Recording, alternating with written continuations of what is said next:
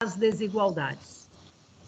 Um exemplo, quando a gente fazia, no meu período ativo de professora, a escola, na época da festa junina, fazia a Rainha da Pipoca, na escola pública, e o Rei do Milho.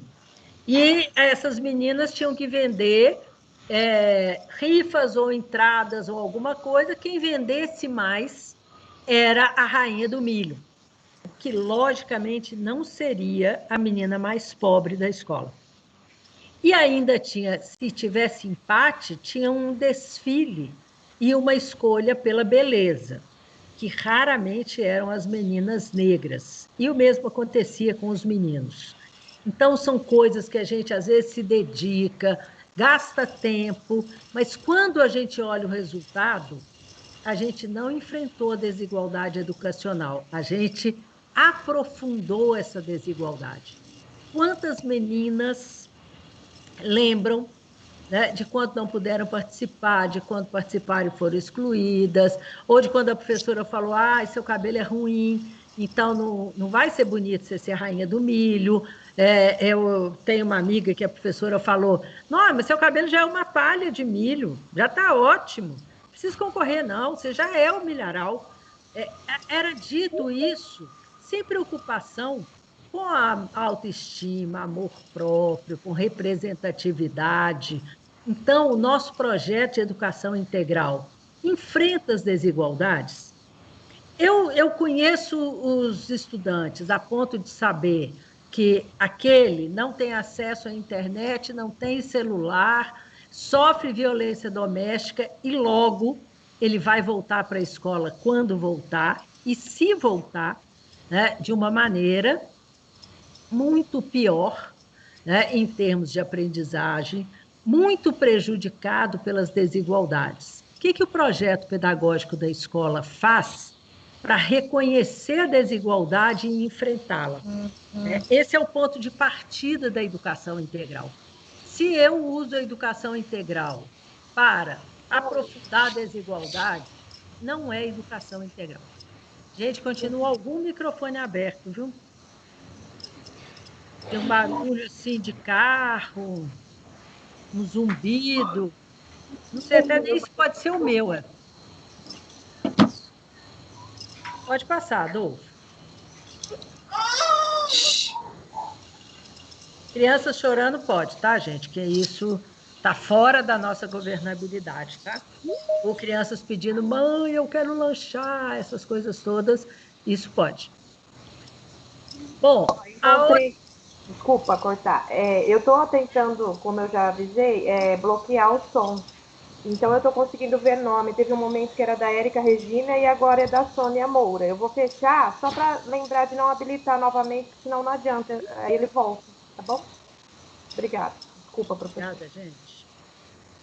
Bom, outras estruturas básicas da educação integral e que tem que nortear nossa escrita, né, e nossa prática ao pensar em educação integral. A mais importante delas é que a educação integral ela promove diversidade de práticas, agentes, espaços, saberes. Vou dar um exemplo. Não é aula expositiva todo dia, não precisa ser só com o professor, não precisa ser só na sala de aula e não tem que ser só o saber que está no livro didático ou que está no currículo do município. E aí eu dou um exemplo prático.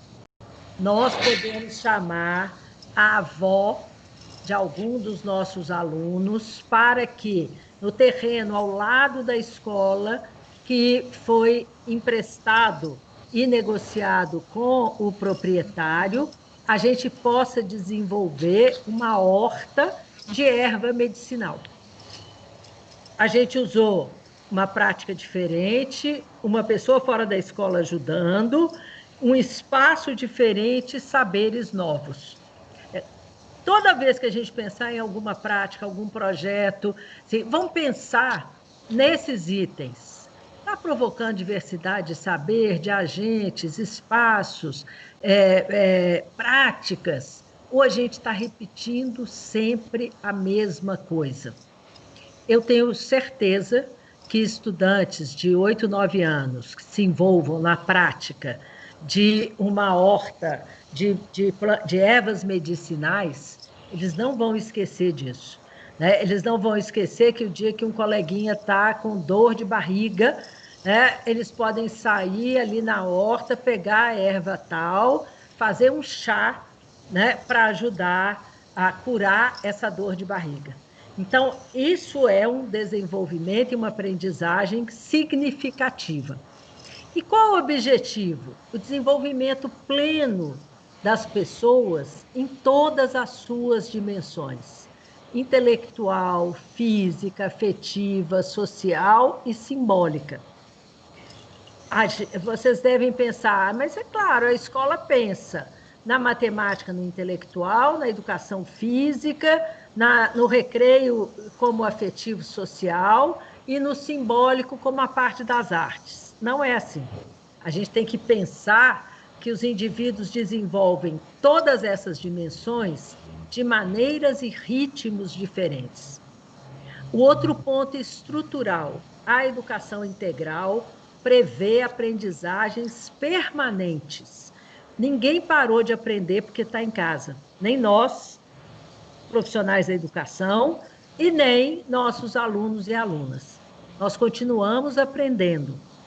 E o que fecha essa concepção mais fortemente é que a educação integral considera o educando e estudante no centro do processo de aprendizagem, levando em consideração seus interesses, seus sonhos, o contexto.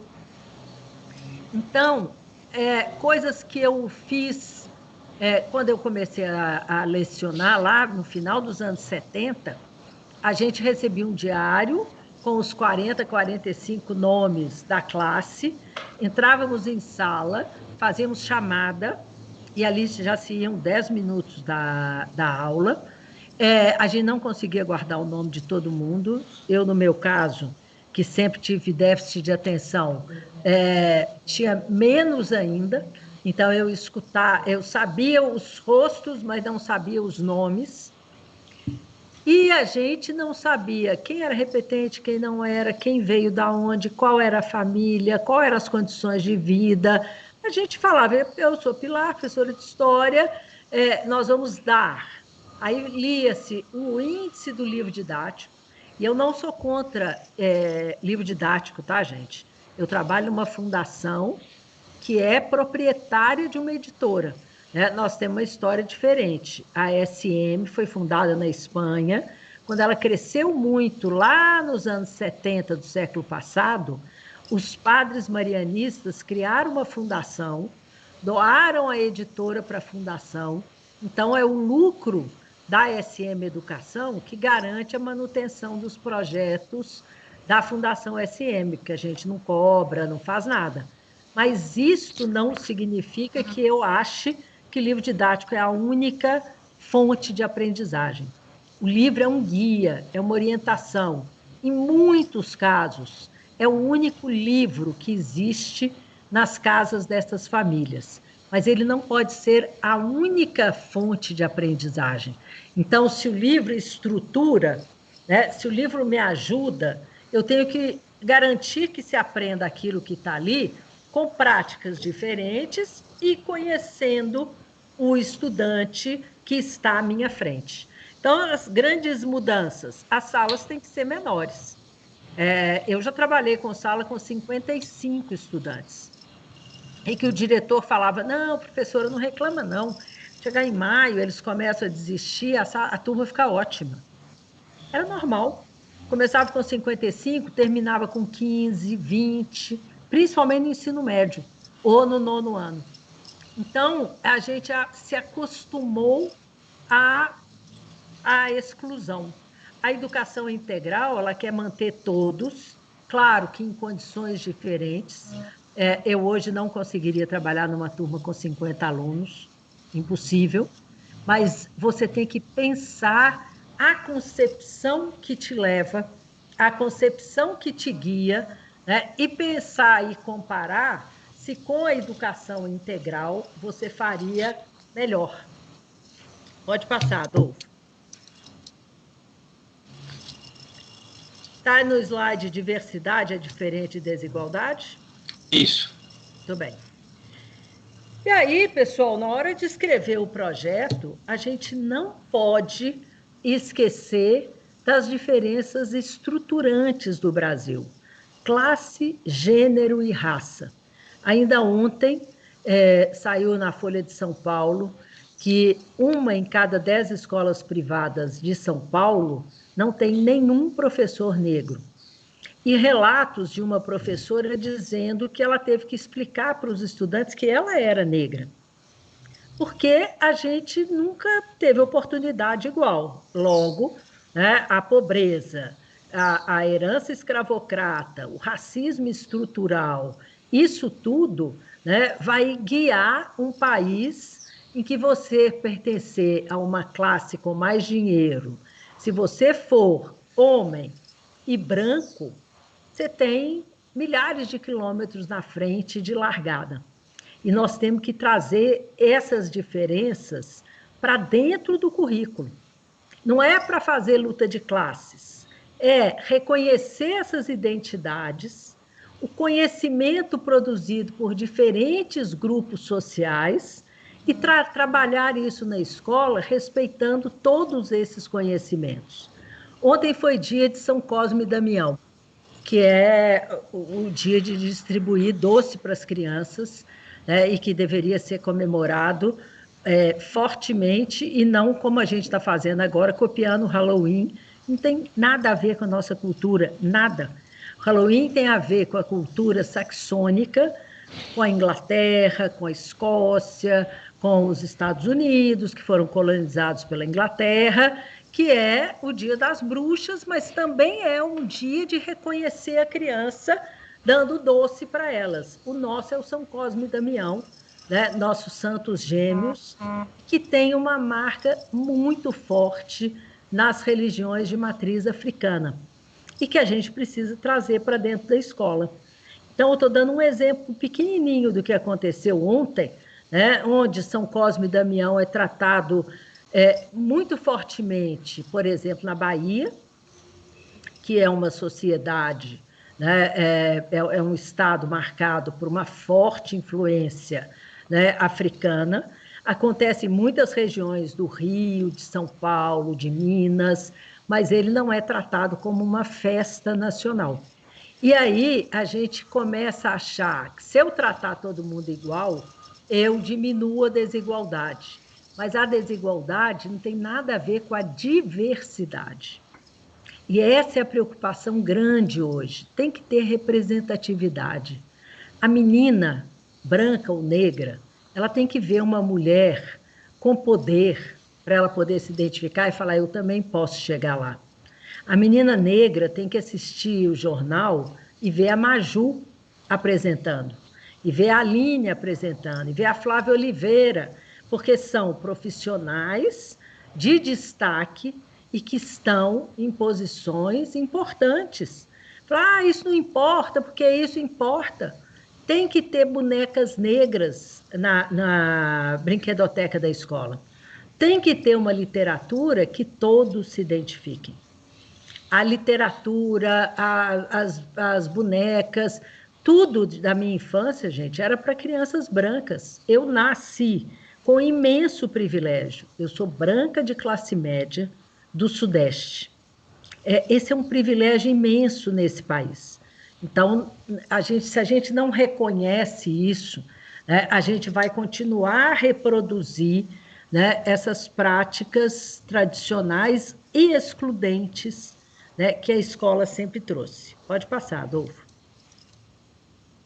A outra questão estruturante que vai ser muito forte na volta às aulas, tem que manter a centralidade da escola e da família no papel de garantia do direito à educação.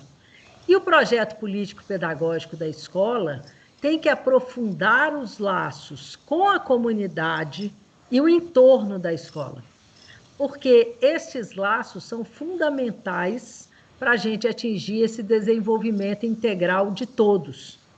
Quando a gente reconhece o território, mais do que os estudantes, nós, professores e professoras, que muitas vezes viemos de outros bairros, entramos na escola, damos aula e voltamos. E como faz diferença quando a gente ou é do bairro ou começa a conhecer aquele território? Tomando café na casa de um, né? Olhando a horta da casa do outro, trazendo a pessoa mais velha para que as pessoas vejam, né, a história, a raiz, a lembrança, né, reconhecendo as festas locais como parte integrante do projeto. Então, o território dá sentido para a escola. A escola, muitas vezes, se plantou no território com muros, grades, cadeados, janelas altas.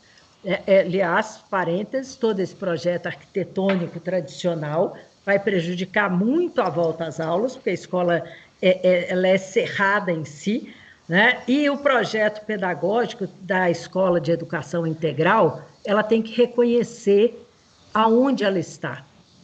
Quem são aquelas pessoas, o que é aquele lugar, né? E esse é um dos eixos estruturantes também da educação integral.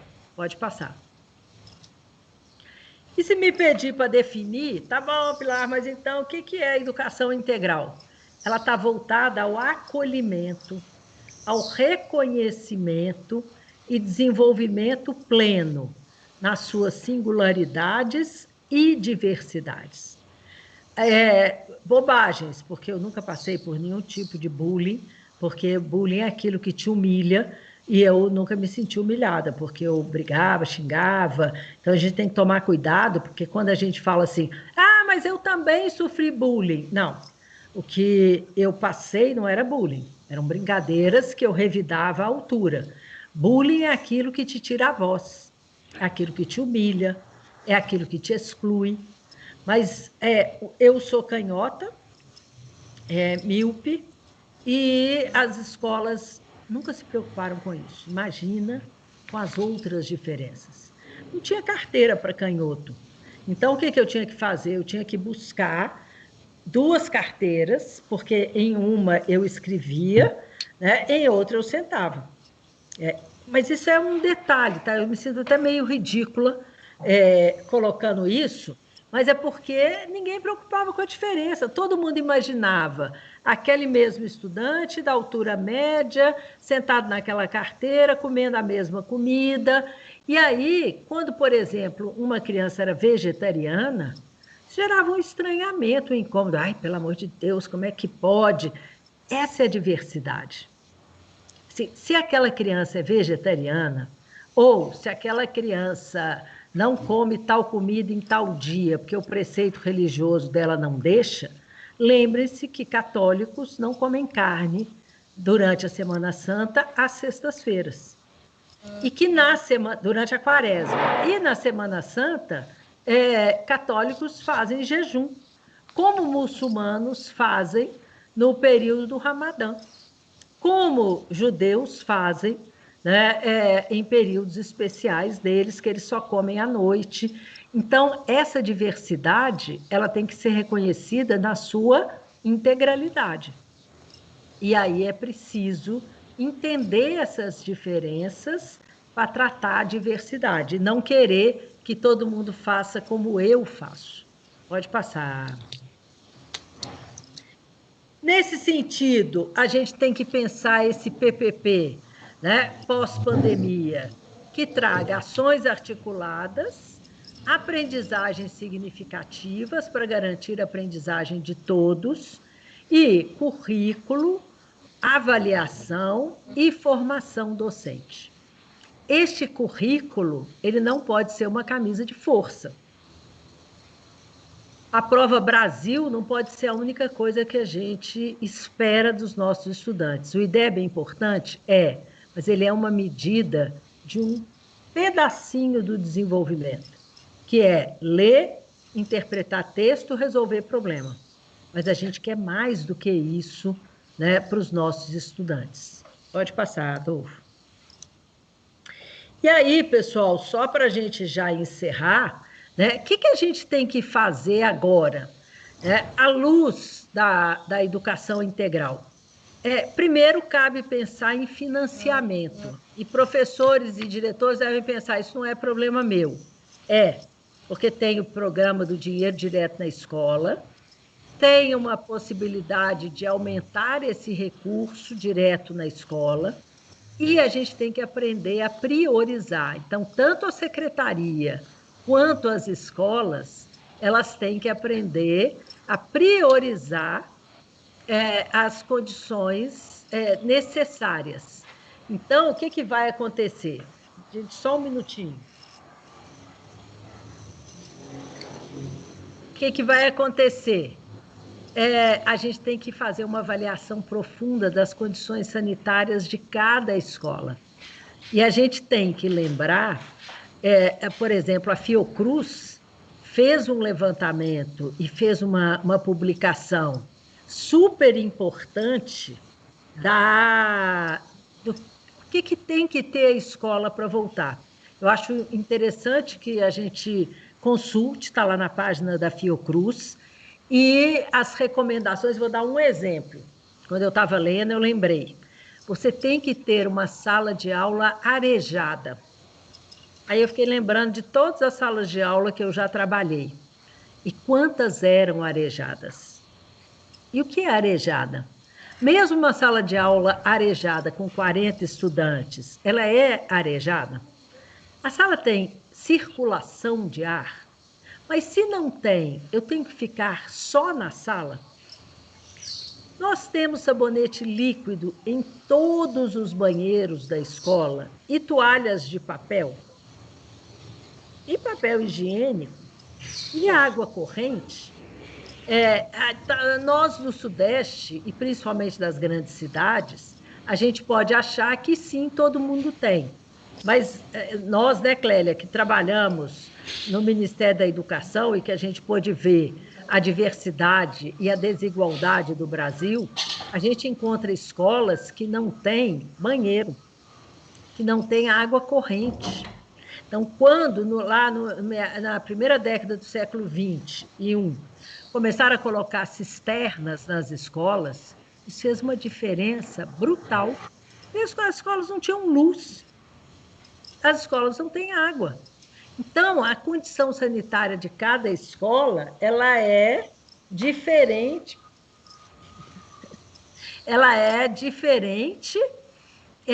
entre si. Não, mesmo que seja de uma mesma rede, né, tem ambientes diferentes.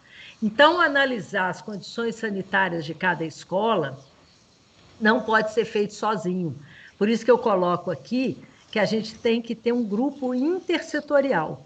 Saúde, assistência, cultura, né, trabalhando juntos para a gente ter uma visão macro. Quem tem que nos orientar sobre a volta às aulas, gente, é a saúde.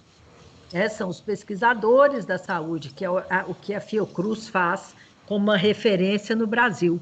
São eles que a gente tem que escutar. Então, quando abaixar, por exemplo, em alguns países, eles fizeram uma testagem de toda a comunidade escolar.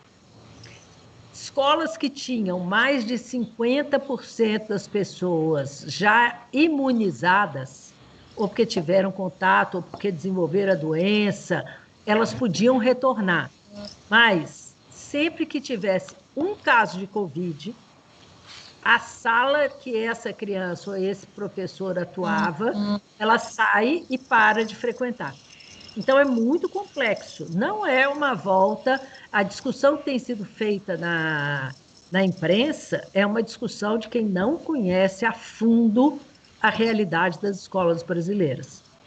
A gente vai ter que aprofundar no nosso PPP, né, e com a visão da educação integral, a gente vai ter que aprofundar nossa concepção de ensino híbrido, que eu já falei, e que é uma coisa que pode ser muito interessante se aprofundada.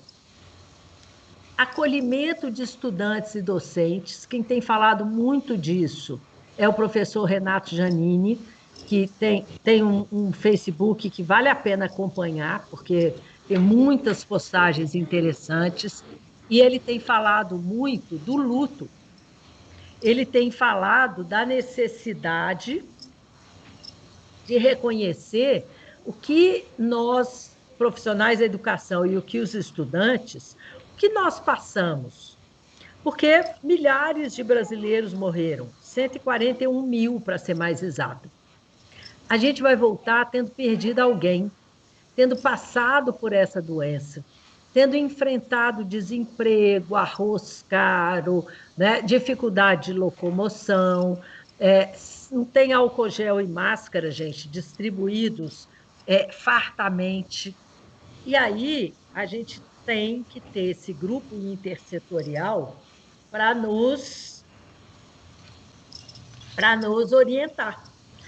E quando ele nos orienta, a gente vai traçar caminhos com mais segurança, e com menos medo de fazer errado. Pode passar, Adolfo. E aí eu termino com esse quadro mineiro, bordado mineiro, muito lindo, que fala: na vida tudo passa. E como tudo passa, isso vai passar. Mas a gente tem que aprender com isso. É uma tragédia, uma tragédia de dimensões planetária, mas a gente sabe que vai passar por isso e tomara que a gente aprenda muito, né, para passar melhor e para poder ter uma escola recriada, feito disse a Helena Singer num artigo essa semana. Né? Não é abrir a escola, vamos recriar a escola. A gente tem essa oportunidade. E eu deixo algumas sugestões de leituras para vocês. Um é o site educacaointegral.org.br, que tem só sobre educação integral, que tem muitos... Espera aí só um pouquinho, gente, vou pegar uma água, por favor. Que tem muito material, que tem muita publicação, e tem duas publicações muito interessantes. Uma é uma publicação chamada Na Prática, e o outro é a Avaliação na Educação Integral. Tem o site da Fundação, que é fundacãosmbrasil.org, e o queronaescola.com.br. Obrigada. Que desenvolve um projeto apoiado por nós da Fundação, que chama Apoio Emocional para professores que precisarem, né, de apoio emocional, de saúde mental. Então, elas fizeram uma rede entre voluntários da saúde emocional, mental, e profissionais da educação, né? Já atenderam mais de 400 profissionais nesse mês de setembro, pensando nisso. Como é que está o professor, a professora, né, passando por isso? Pode passar, Adolfo. Essas fontes, gente, essa apresentação está aí, está com o Adolfo, ela pode ser amplamente distribuída, tá? Essas são fontes interessantes para a gente ler, né, sobre educação integral, para a gente entender um pouco de cidade educadora e como isso tudo pode nos ajudar, né, a recriar a escola pós-pandemia. Esses também são textos que eu deixo aqui, que são textos interessantes. E os meus contatos, pode passando, tá, Adolfo? Até chegar nos contatos. Que meu e-mail, meu Facebook e meu Instagram. Tá? E eu converso com todo mundo. Eu acho que a gente tem que ter uma rede de diálogo, de conversa muito grande, né, para a gente dar conta desse imenso desafio que estamos enfrentando. Então, muito obrigada. Desculpe pelos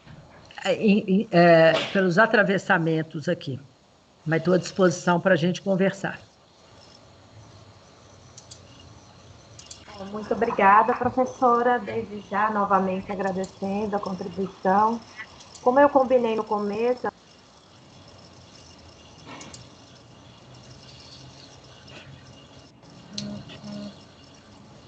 Foi ótimo, Pilar. Muito obrigada. Obrigada a você, Clélia, a sua equipe maravilhosa. Eles são, né? Patrícia Adolfo, além disso, além de serem extremamente competentes em várias áreas, ainda manjam pra caramba de tecnologia, uma bênção. Enquanto eu estava com as minhas dificuldades aqui, a Patrícia me dando dicas de como é que eu podia me conectar aqui, muito bom, muito bom. Gente, vamos aproveitar essa oportunidade ótima aqui e conversar um pouquinho com a Pilar. Perguntas? Estou vendo aqui na minha tela a Valéria, a Rafa Puca. Oi, Rafa, bom dia, tudo bom com você, Rafa?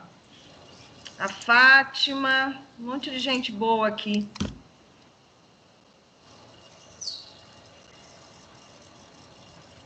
Tudo bom? Pilar, enquanto as meninas se animam, as meninas e os rapazes, tem uma questão aqui para você, que é um diálogo que está acontecendo em várias praças, que diz respeito à questão dos tempos, não é? E essa é no retorno, uma das coisas que tem se falado muitíssimo, é da redução de alunos, né, por turma, né, a questão dos tempos híbridos, um tempo na escola, um tempo em casa. A gente, né, sabemos que essas questões, obviamente, a gente vai ter que aprender a conviver com elas, mas elas não dão conta de responder aos desafios da educação pública. Né? Nós estamos aí desde março fazendo todos os esforços para continuarmos conectadas com esse estudante que está em casa, mas esse estudante da escola pública tem uma vida muito distinta e muito diferente, como muito bem você abordou nas suas falas todas.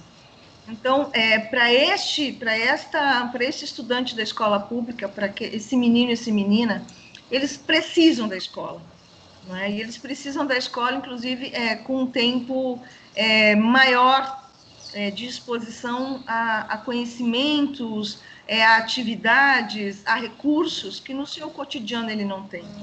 Isso é parte da premissa de trazer o universo de conhecimento e de oportunidades para dentro da vida desse aluno. Como é que a gente combina isso? Essa é uma questão angustiante, com esta fala recorrente da redução desses tempos, não é? Se fala num retorno de 2, de 4, como é que a gente pensa, né, onde nós estamos hoje, onde nós estávamos, na verdade, até março, dialogando, inclusive, sobre os tempos na educação, com essa possibilidade, com essa premissa, não é? Esse é um tema que tem nos pautado aqui na Secretaria, né, de como é que nós pensamos a questão da educação integral, não só no ensino fundamental, mas também na educação infantil, porque a gente sabe das diferentes intercorrências e interfaces que tem a educação infantil e esta premente necessidade social de que esses tempos sejam alargados do ponto de vista das horas. Como é que a gente combina isso, Pilar? Clélia, eu acho que você toca no ponto, e você como gestora está enfrentando, porque eu estou falando de um lugar muito confortável, e a gente tem que aprofundar cada vez mais essa questão do lugar de fala, né? Vocês, hoje, na linha de frente, vocês têm muito mais legitimidade e conhecimento do que eu, que estou hoje em outro espaço. Então, acho que você levanta uma questão importantíssima e que a gente tem que lembrar, por exemplo, nós vamos ter que diminuir até a vacina. E, gente, quando falar vacina, não é a vacina russa que será distribuída para 500 mil pessoas no Brasil. Não resolve. Nós somos 220 milhões. Segundo a ciência, a gente tem que imunizar pelo menos metade da população tem que estar imunizada, seja por vacina, seja pelo contágio com o vírus. Então, isso não vai acontecer tão cedo. Por isso é que eu acho que a gente tem que tomar cuidado, Clélia, com essa questão da volta às aulas, porque a gente quer defender e defende a vida, a saúde, a integridade, mas a gente não pode esquecer que estes estudantes que você se refere precisam muito mais da escola e do trabalho que a gente desenvolve do que outros. Eu estou convivendo aqui com o meu sobrinho de 5 anos, a gente está numa espécie de condomínio, a gente fez 3 casas no mesmo lote, e o meu sobrinho de 5 anos está aqui desde março, com pouquíssimo contato com outras crianças, o que é uma coisa complicada, mas ele conversa com os amiguinhos, ele joga, de vez em quando vem uma prima que também está isolada e passa 2, 3 dias, e a minha irmã, que tem uma ligação especial com ele, ela conta história, ela vai passear no mato, ela vê as plantas, é muito diferente, não dá para comparar. Ah, mas seu sobrinho está muito bem. Tá, mas ele é um caso raro. O filho da diarista do condomínio, ele está sem nenhuma atividade escolar desde março, porque ele estudava em uma escola pública no município de Belo Horizonte, a gente aqui está a 40 quilômetros de BH, em outro município. Ela veio para cá porque ela perdeu o emprego lá, tirou ele da escola. Ele trouxe 2 livros, um de história e um de português. Né? A gente tem dado aula para ele, trabalhado, procurado material, ele vem aqui de vez em quando. Né? Agora a gente conseguiu um tablet para ele, mas ele representa a maioria esmagadora dos estudantes brasileiros. Sim. Então, quando a gente pensar em volta às aulas, não é priorizar quem tem menos, mas é reconhecer e traçar percursos e trilhas educativas diferentes para estes estudantes. Eu não gosto quando fala assim, o mais pobre vai para a escola. A escola é direito de todos, mas a gente tem que saber que trabalho a gente fará com cada um. E esse, para mim, é um imenso desafio, porque significa que a escola tem que identificar como cada um está passando a pandemia, quais as condições de comida, né, as condições gerais para poder organizar essa volta às aulas, pensando que o tempo, Clélia, 200 dias, 800 horas, isso não tem sentido no pós-pandemia. Reprovação ao final do ano, quando eu escuto pessoas da Avenida Paulista dizendo que tem que ter uma avaliação diagnóstica e que não dá para aprovar todo mundo, que vai voltar a aprovação automática, parará. Essas pessoas não fazem ideia dos conceitos da educação integral e do conceito de ciclo, porque o mais racional, pelo menos até o 8º ano, é a gente pensar em ciclos. 2020/21 pode valer por 2 anos, sim, fazendo uma discussão sobre o PPP, né? Fazendo uma priorização. Nós não estamos priorizando nas nossas vidas, né? O que é essencial. A gente está descobrindo que muitas coisas que a gente tinha e se valia, elas não são essenciais. É preciso fazer isso sobre o currículo. Será que é preciso mesmo ter todas essas matérias, conteúdos, disciplinas? Ou, profissionalmente, a gente vai elencar? Eu achei muito interessante o professor Renato Giannini fazendo análise de uma série dinamarquesa que tem no Netflix, que chama Borgen. São 3 temporadas, quem puder assistir, é muito legal, porque é a ascensão de uma mulher ao posto de primeira-ministra da Dinamarca, uma mulher de classe média, casada com 2 filhos, e todo o estranhamento da política. Mas tem uma coisa que ele fala que é muito interessante. Ele fala, vocês reparem, a questão da educação e da saúde não aparecem. Os problemas principais são relações internacionais, meio ambiente, imigrantes, porque são problemas que estão resolvidos. Então, a volta às aulas na Dinamarca é muito diferente da volta às aulas no Brasil, que a gente enfrenta problemas básicos, gente. Garantir o direito à saúde e à educação, garantir o direito à vida.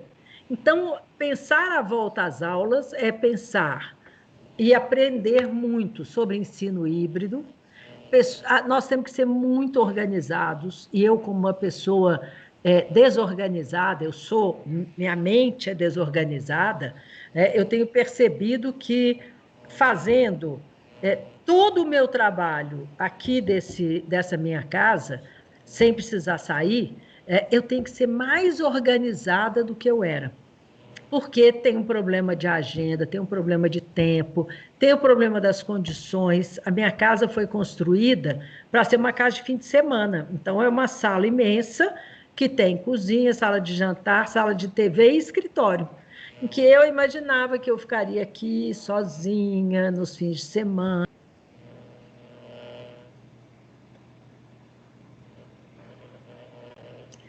Pilar, o seu microfone fechou. Voltou? Voltou. Mas vocês me escutaram até onde? A construção da sua casa com um fim de semana, que você ficaria sozinha. Isso. E agora é uma casa compartilhada, uma casa que o meu filho ficou 30 dias aqui, trabalhando na outra ponta da sala. É uma casa que tem barulhos diversos, desde cachorro, tem os 2 cachorros da casa, que às vezes entram aqui, pulam no sofá, pulam em mim, eu estou fazendo uma palestra. São condições totalmente diferentes. Então, eu fui aprendendo com o tempo. Eu desligo o interfone, né, porque a gente se fala por interfone, eu fecho a porta, eu ponho a água aqui do lado, eu peço para ninguém entrar. Mas esta organização que eu estou falando é um problema, gente, white people problems, né? Ela é fundamental. Imagina na escola que vocês vão tecer essa rede. Então, essa organização significa manter as famílias muito bem informadas e conversar com elas o tempo inteiro, Clélia, porque se as famílias não ficarem sabendo de todos os passos e participando das decisões, vai gerar o mal-estar da desinformação, Sim. que é muito ruim. Então, gerar a participação da família, organizar, e aí tem que se escolher a pessoa mais organizada, né, do grupo, para organizar estes grupos, saber as tarefas, coordenar o trabalho dos professores e professoras, para que estas famílias sintam segurança. E olhar escola por escola, quais as condições para ter 20, 30, 40 estudantes? Tem espaço, tem pátio, tem a cozinha pode virar uma oficina de culinária e ciências, né? A cozinha é um lugar de altas transformações químicas, né, gente?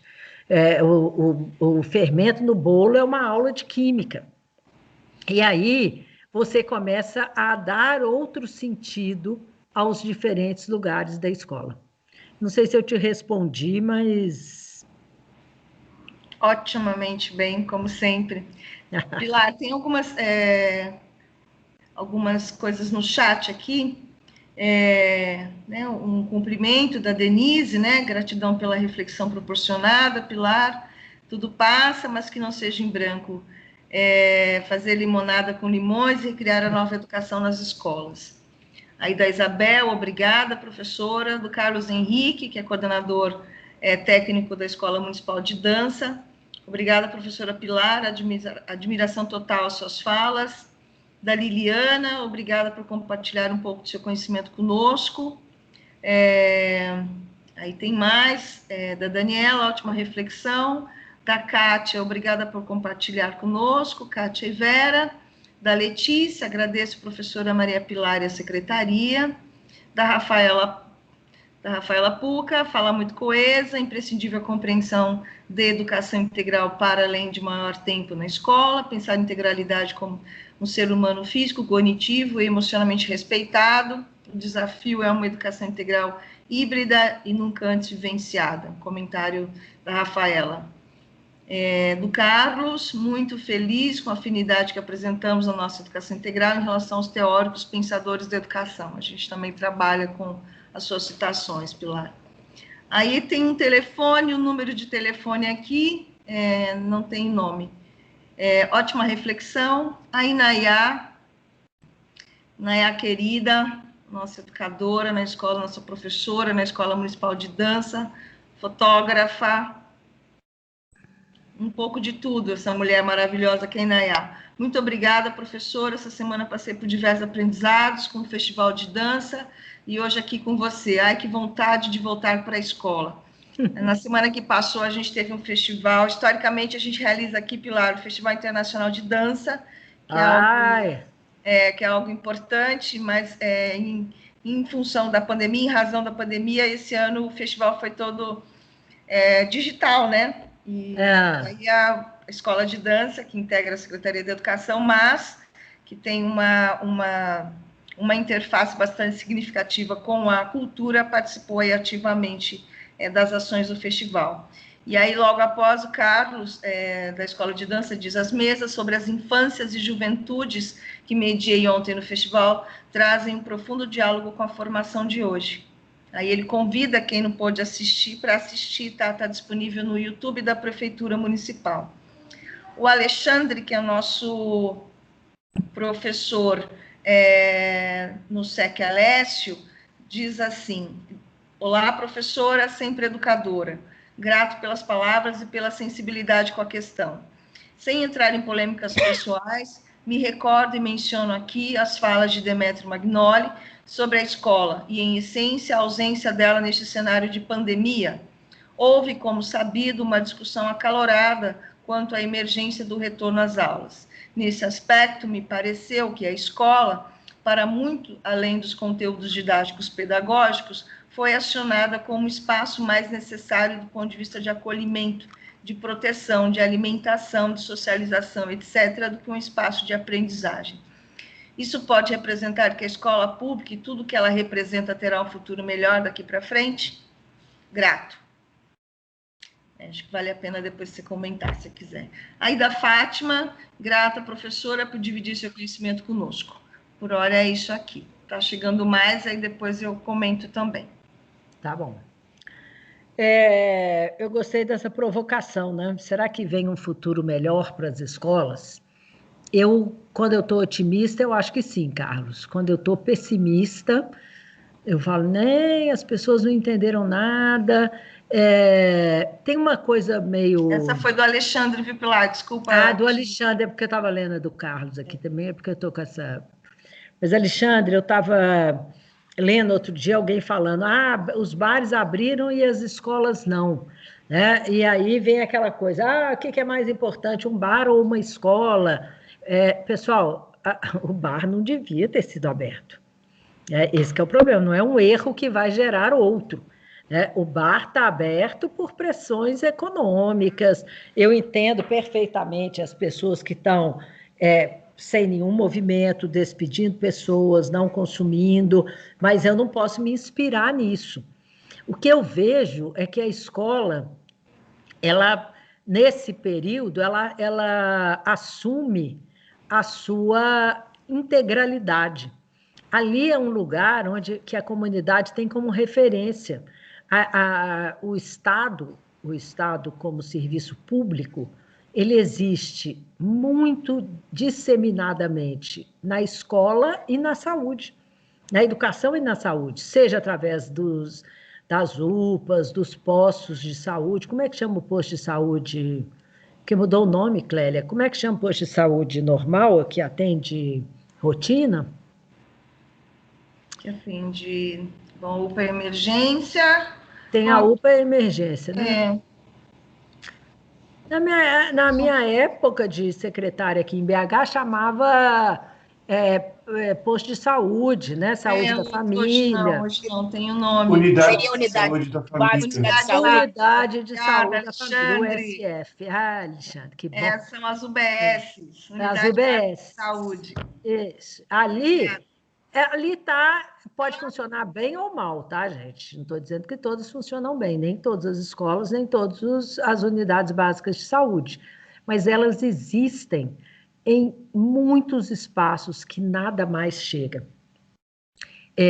Eu costumava brincar que se nem as Casas Bahia chegavam, porque uma estratégia de marketing das Casas Bahia há 5, 10 anos atrás era entregar em qualquer lugar, em que nem o correio entregava. Então, eu brincava muito com o meu pessoal, assim, gente, se até as Casas Bahia chegar, o MEC pode chegar, né? Porque o correio não chegava.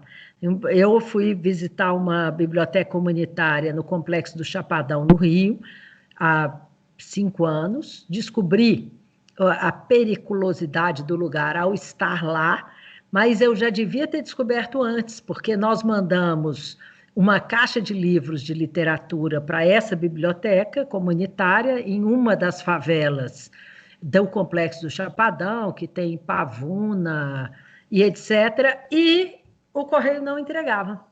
E eu achei que era, ai, gente, correio não entrega. Eu resolvi ir. E fomos eu, a Mariana, que trabalha comigo, e uma moça que trabalha com oficina de leitura. Contratamos uma motorista, porque o táxi também não ia, era outro sinal.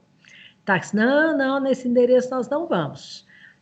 E fomos expulsas de lá por homens armados, que não nos mataram porque não quiseram, porque era 2 da tarde, a gente se perdeu, e um carro parou, fechou o nosso carro, a gente de vidro aberto, segundo a motorista tinha nos ensinado. E a motorista ainda falou, nunca pensei que 2 senhoras paulistas tão chiques iam me colocar nessa enrascada. Eu falei, pois é, não chegamos. E aí uma das meninas comentou, pois é, Pilar, se nem o correio, nem o táxi chega, como que a gente ia chegar? E aí eu fiquei pensando nas escolas, e a Cláudia Coxim viu meu relato na época no Facebook, e ela falou, tem muita escola pública lá, escola e posto de saúde. E as escolas, elas de repente são o lugar onde você pode distribuir cesta básica. Muitos lugares trabalharam com alimentação, não sei, em Araraquara, distribuindo como cesta básica, né, para irem buscar. Sim. As escolas se tornaram o ponto onde as famílias vão buscar atividades impressas para os estudantes. Não é? E ela continuou funcionando, mesmo sem professores lá dentro. Ela, como instituição, estava ali. Então, nesse ponto, eu tenho muita esperança que as famílias e a comunidade em geral percebam o tanto que a escola é importante, essencial, estruturante para a nossa sociedade.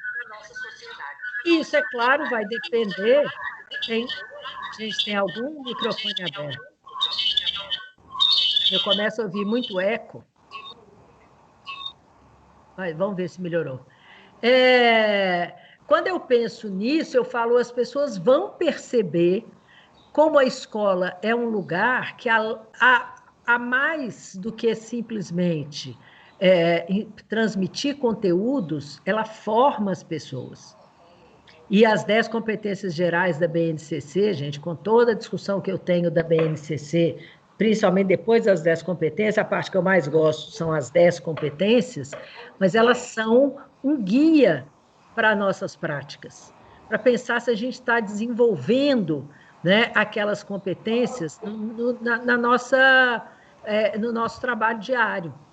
E se a sociedade percebe isso, eu tenho visto muito intensamente, né, como que esse debate está na mídia.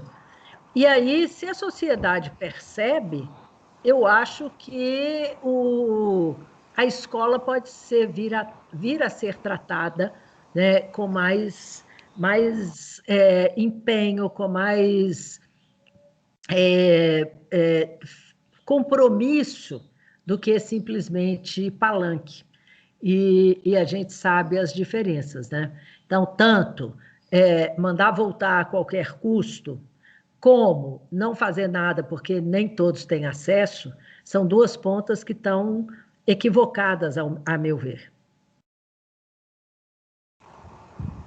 Professora, no momento, acho que abriu o microfone, se eu não me engano, a Sandra Desante queria falar, ela até levantou a mão aqui no...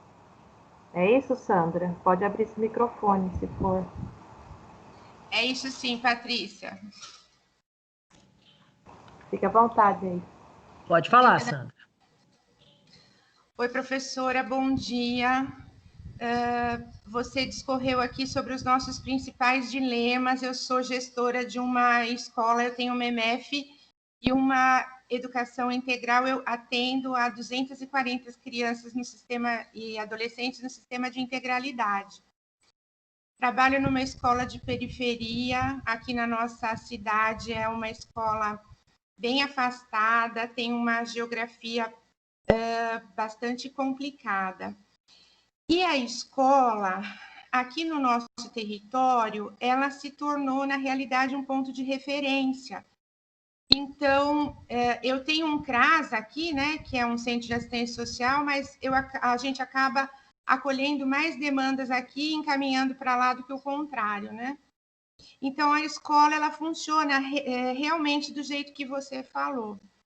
E nós estamos, sim, presentes no território, nós estamos aqui, a minha equipe se dividiu, nós estamos cumprindo 6 horas de plantão aqui no território, porque aqui é imprescindível a presença da escola e que ela esteja de portas abertas. E uma grande preocupação que a gente tem, eu fiquei muito feliz quando você abordou na sua fala a questão do currículo para o ano que vem. E que esse currículo, de fato, ele tem que ser muito bem pensado, muito bem elaborado, e que não tem nada que nos impeça de estar pensando em um currículo que no ano de 2021 perpasse por questões essenciais de 2020. Esse eu entendo que seja um desafio muito grande às equipes. Aqui na nossa unidade, a minha equipe já está fazendo essa discussão, é uma análise que a gente vem fazendo, porque aqui o ensino online não funcionou, nossos alunos não têm acesso, é um acesso extremamente reduzido, cerca de 20%. Então, nós estamos trabalhando com atividades impressas, hoje, inclusive, estou entregando atividades intermediárias, e esse, para nós, é um grande desafio, falar essa linguagem híbrida e que não é tecnológica, né? Porque o meu aluno não tem acesso. Então, é uma linguagem híbrida no sentido em que a gente está presente via material impresso. E é um grande desafio para o nosso educador dialogar com esse aluno através da palavra escrita. Então, a gente tem um desafio muito grande, mas a gente está aí na luta, e eu queria parabenizar pela fala, principalmente por essa questão do currículo, vem aliviar o nosso coração, deixa a nossa equipe bem mais tranquila, porque essa é uma discussão que nós estamos fazendo, até porque agora a gente prepara a escola do ano que vem, né? Isso aí é uma ferramenta de gestão de tempo pedagógico, que a gente, enquanto gestor, tem essa responsabilidade, e nós já estamos pensando nesse currículo para o ano que vem. Então, eu queria, assim, parabenizar sua fala, seria senso comum, né? Mas dizer que para a gente que está nesse dilema, né, foi muito bom ouvir isso que você disse, e nos conforta bastante saber que estamos no caminho, né? A nossa educação integral aqui em Araraquara, ela fala múltiplas linguagens, o que nos dá oportunidades maravilhosas de estar trabalhando o currículo, né, a BNCC, com múltiplas linguagens. Então, a gente tem, de fato, uma educação integral privilegiada aqui, e nesse sentido, a gente se encontra aí num avanço muito grande, né? Mas era isso, eu queria, assim, agradecer mesmo a essa fala, né?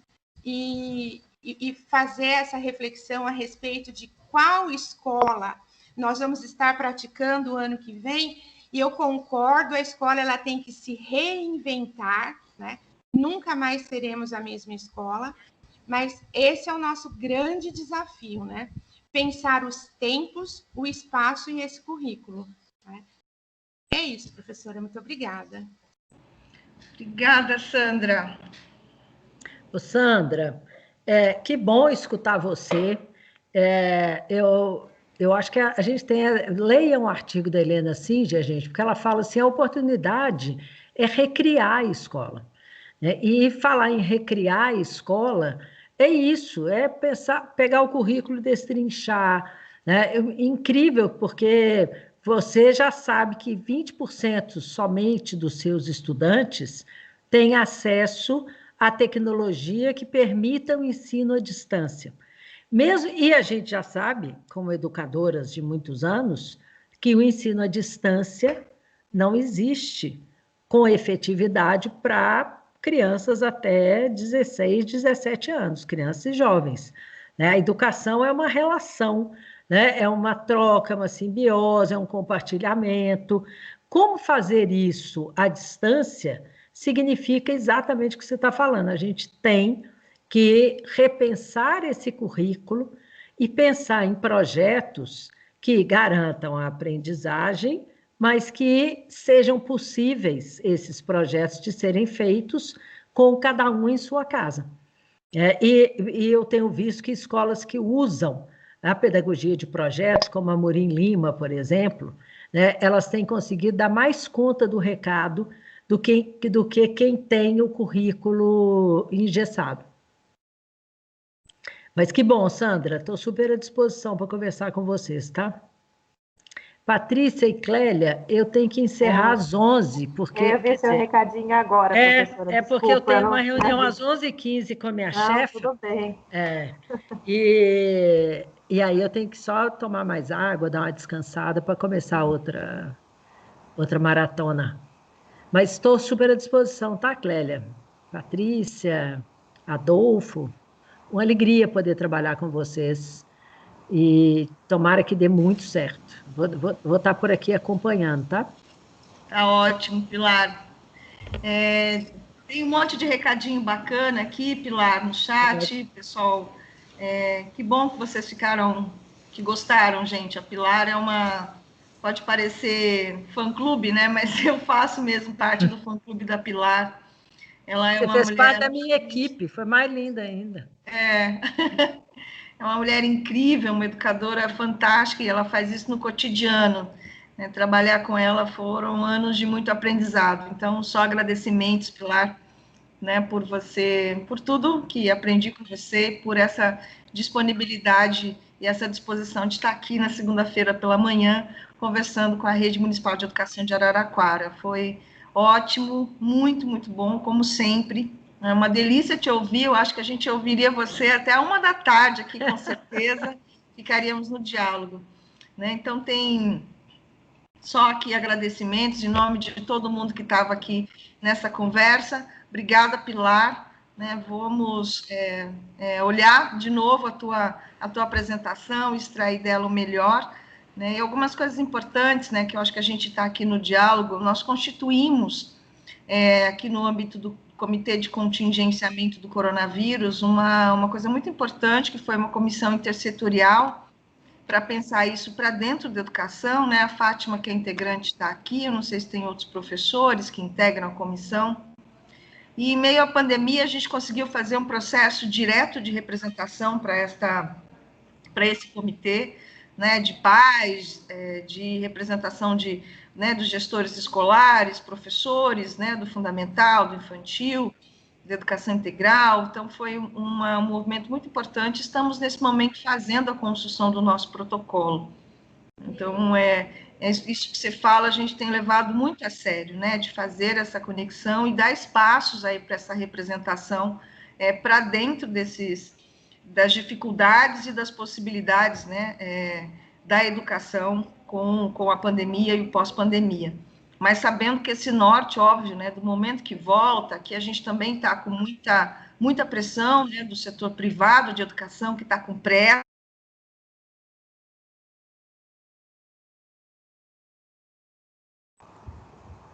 Opa, acho que Clélia caiu. A internet deve ter oscilado. Bom, professor, acho que o horário está meio em cima, né? Não sei se a gente consegue esperar. Eu só queria dar um recadinho final novamente para quem chegou depois. Nós colocamos 2 vezes um link aí no chat para o pessoal que não entrou pelo Educar Araraquara para confirmar a presença, tá bom? Então, pessoal que não entrou pelo Educar Araraquara, por favor, acesse o link e registre a presença aí para certificação. Eu não sei, acho que se a gente aguarda, professora, ou já se despede, eu aviso a Clélia. Eu tenho mesmo, se avisa a Clélia. Gente, eu quero agradecer muitíssimo a essa audiência maravilhosa, professores que estão aí e professoras e gestores e gestoras na linha de frente. Contem comigo, tá? Um abraço, eu desejo muito boa sorte e boas energias para vocês. Muito Um grande obrigada. abraço. Um beijo grande. Até a próxima, viu? Tchau, querida. Obrigada. Tchau. Obrigada a todo Obrigada, mundo. gente. Tchau. Obrigado. Até mais. Obrigado. Até mais. Obrigada, gente. Obrigado.